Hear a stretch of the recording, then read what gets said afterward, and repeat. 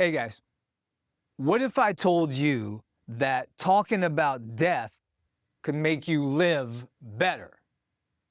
I'm Brian, and this isn't some depressing video.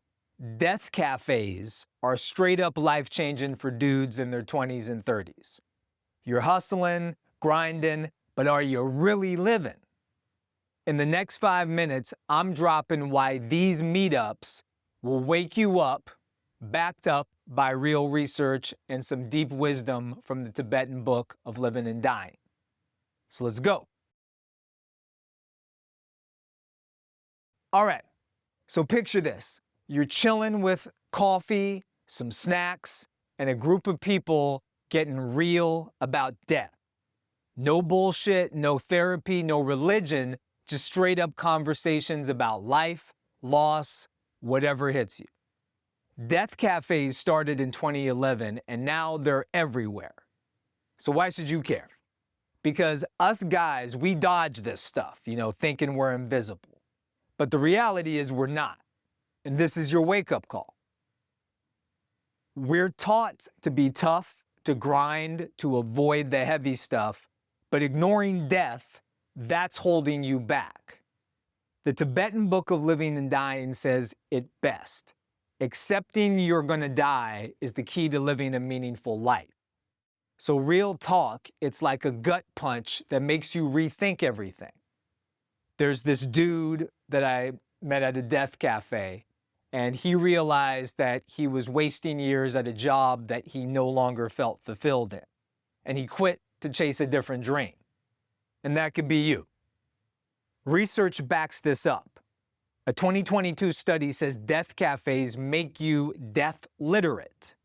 You get comfortable talking about the end, and it makes you more real and more human. A 2020 study by Miraz and team found sharing loss stories boosts your mental strength and happiness.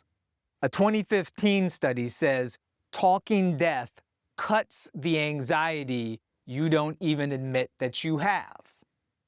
For us, that means less stress, more focus on what matters, your hustle, your people, your legacy.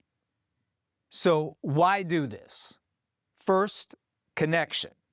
You're in a room or on a Zoom with people who aren't scared to go deep. A 2020 study by Coxvick and Richard says death cafes build real community in a world that's fake as hell sometimes. You might meet your next best friend. Second, it's a reset. You're grinding, but for what? The Tibetan book says facing death makes every moment count. So you can stop wasting time on shit you don't really care about. Third, it's power. Talking death, that's breaking the mold. Studies say it helps you process loss, yours or someone else's, and come out stronger. So what's the one thing you'd regret not doing if tomorrow was it? Drop that in the comments. I always read every single one. If you're ready to level up your whole life, go to deathcafe.com and find a virtual or in-person death cafe. They're usually free. Maybe bring some snacks. And don't overthink it either, right? Just show up, listen, and talk if you want. It's not about answers. It's just about asking the right questions. And I'm challenging you to go to one this month. Don't watch this, act. Tell me in the comments if you're into doing it. Death cafes aren't about death. They're really about living like you mean it. The Tibetan book of living and dying says facing death gives your life purpose. And science says it makes you tougher, realer, and connected.